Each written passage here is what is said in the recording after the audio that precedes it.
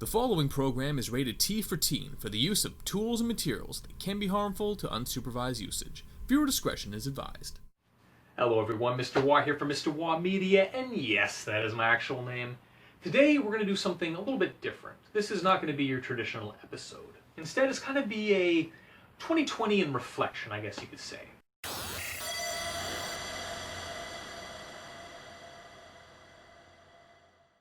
I know, 2020 has been a hell of a year. I think the best way to describe it is kind of like a...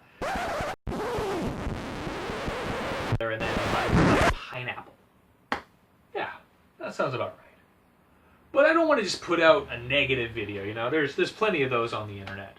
Instead, me and I were talking to each other and we're thinking, what about the silver lining? Has anything good come out of this year? I think so.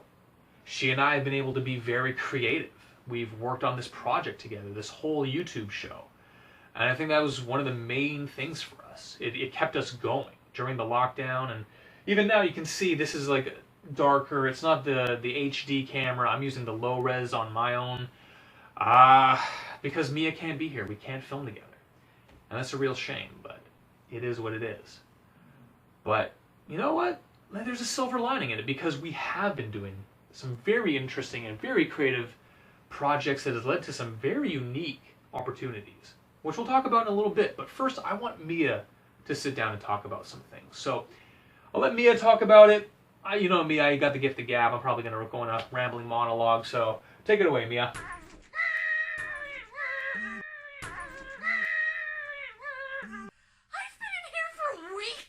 Thanks, Mia. That was awesome. It's been amazing to work with Mia in this process because we have very much a yin to yang. I'm very regimented, structured. I just keep going until I basically exhaust myself.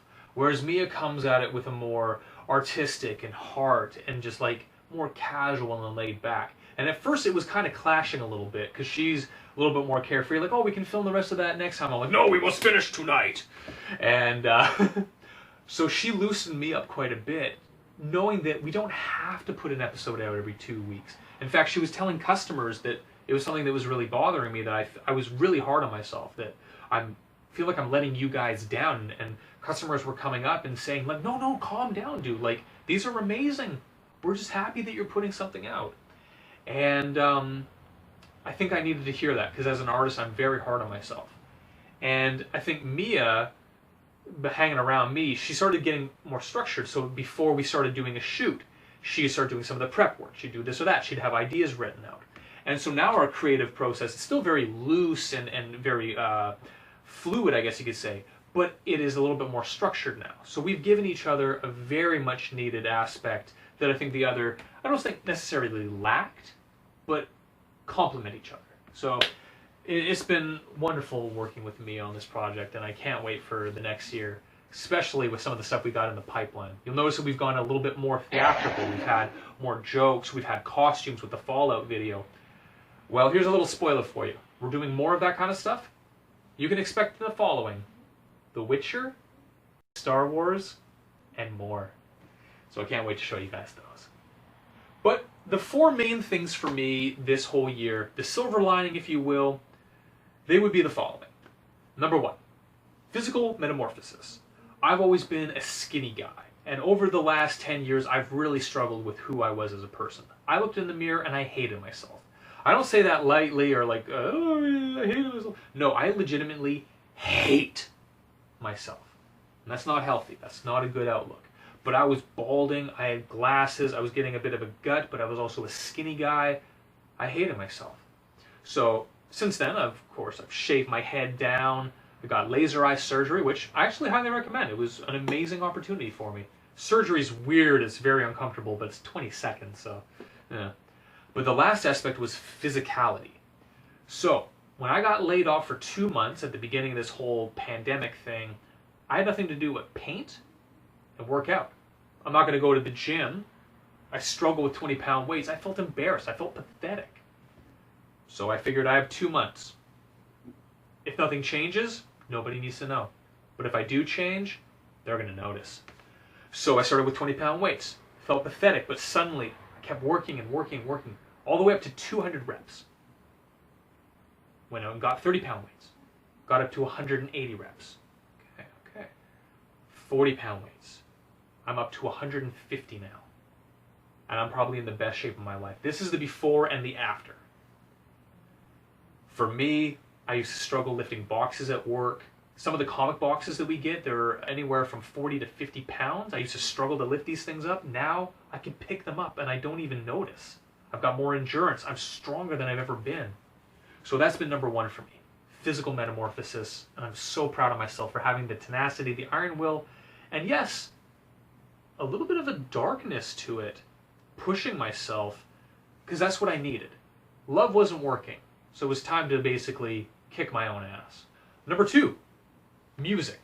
Now, I'm a musician. I've been doing it since 2002. My first album, this guy here actually, came out in 2005. And I had something very special planned for 2020. I was going to do a tour. I was going to do a new album. And it was basically a compilation from the last 15 years, all the different music that I've done. Unfortunately, there's a pandemic going on.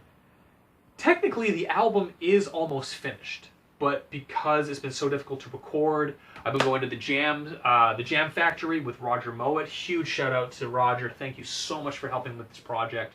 The album sounds incredible. It is basically a remix, a remastering, a reimagination of all these older songs and a bunch of brand new ones. You can actually hear one of them already. It's called Made You Proud. And I'll post a link here somewhere. Which was a memorial song for my grandma when she passed away.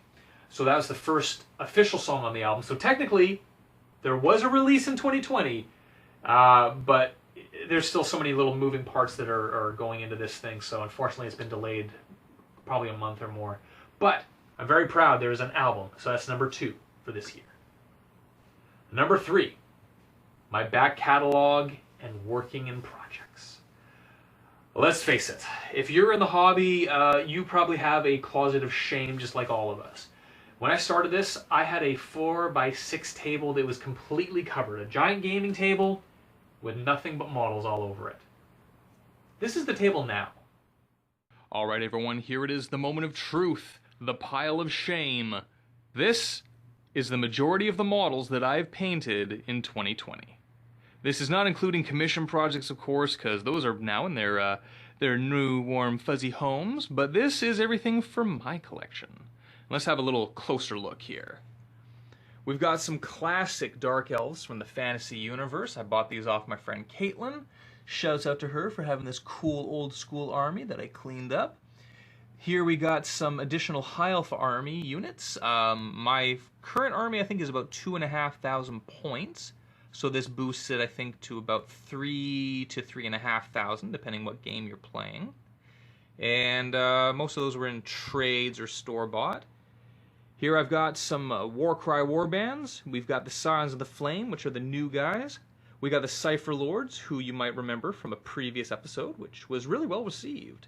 And I've got some custom Ideneth Deepkin made out of some classic elven models, which I quite like.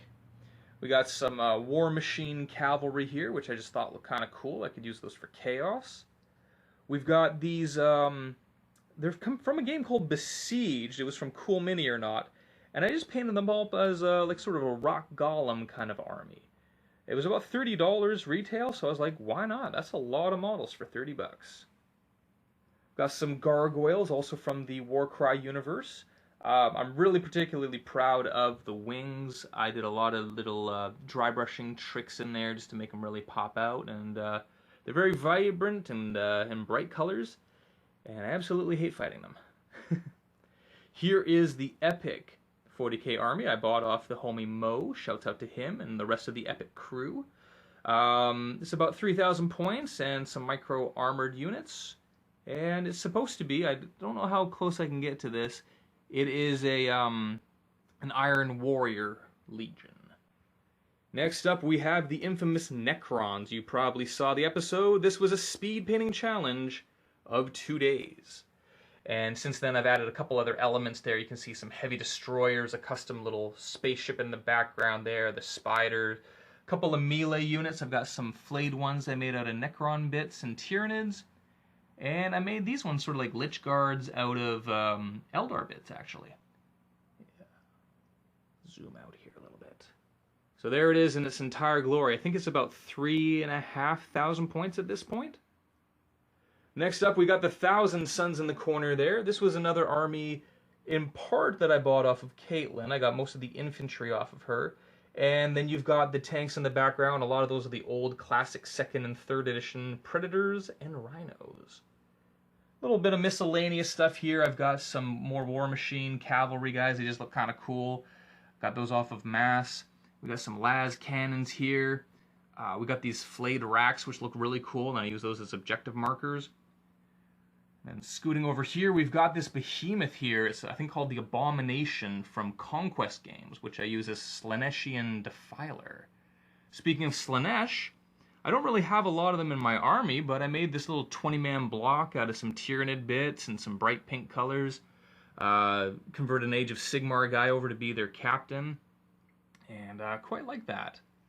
We've got some more miscellaneous stuff. This is some War Machine and Horde stuff that I've built. This one we're going to use in Inquisitor for that 54 scale. And this was just a really cool looking model that I liked. We got some Wastelanders. I think those are also from War Machine. And some 10mm orcs. Some really tiny guys because I love War Master and I hope to eventually build an army. Last but not least is the Death Guard army. This was generously donated by Mass for an upcoming episode. We speed painted this entire thing in 2 days. So you can expect that episode later on in Season 2. And huge shout out to Mass for donating that army.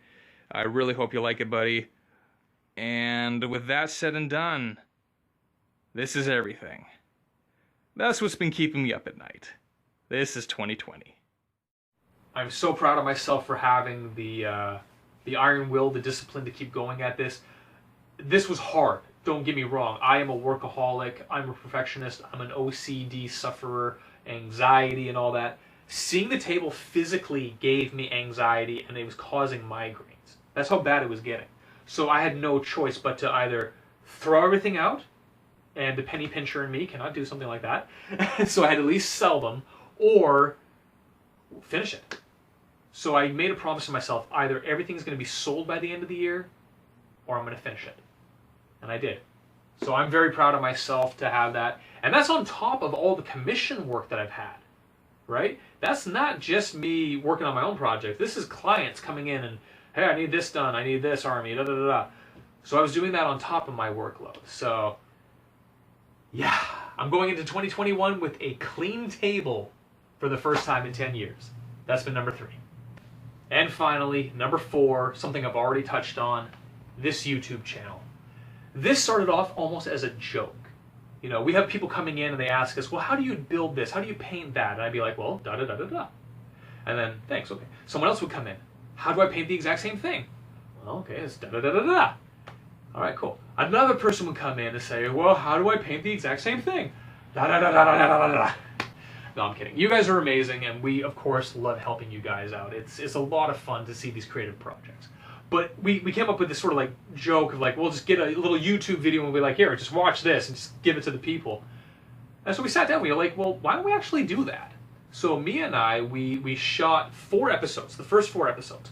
And we just put those out there, and we didn't know what to expect, right? At the end of the day, this was the most unexpected thing for us. The other 3 that I mentioned already, those were stuff that I was already working on. They were goals that I had. And, you know, basically a never-ending quest to free my kitchen table from all this madness. But the YouTube channel, that came out of nowhere for us. We weren't even sure we were going to do 6 episodes. And then we weren't sure if we were going to do 12. Then we were pondering, is it worth doing a 2nd season? Because we didn't know what the feedback was going to be. When we finished Season 1, we had 3,000 viewers, and I think it was 150 roughly subscribers. And we've only put 4 episodes out so far for Season 2, and we have doubled that number. And that just felt incredible. And I've always been very self-conscious when I put these projects out, because if I put something out on Reddit or if I put it out on Facebook or something like that, I'm very like, you know, I hope you guys don't mind. I don't want to bother you, but you know, what do you guys think and kind of thing. we got a little trophy on Reddit for some of our posts. People were loving the stuff we did, so thank you guys. That meant so much. And this whole project, this creative outlet, has led to some really unique clients. Not only have I been approached for doing speed painting and entire armies during the summer, I also had a really quirky and unique request. I got contacted by Hallmark, yes, the card company Hallmark, to do a special scenery piece for the intro of one of their Christmas videos. So I designed a snow-covered mountain that had a tunnel that the train could go through and a bunch of trees and snow and all this. And so for the opening 3 seconds, you'll see my work in this Hallmark movie. It was crazy. And I had 2 days to film, or to get everything done. And I got to work for Hallmark. Figure that one out. But this was this unique collaboration, and who knows what it's going to lead to. I've already been asked tentatively to do a couple other films. Nothing in the pipeline. I'll let you guys know for sure if I start hearing something. But I'm still flabbergasted. You know, like, we wouldn't have been able to do this if we didn't have the recognition. If they hadn't have watched our YouTube shows and been like, all right, these guys seem legitimate. Like, they can actually put out some decent quality work. That's why they approached us.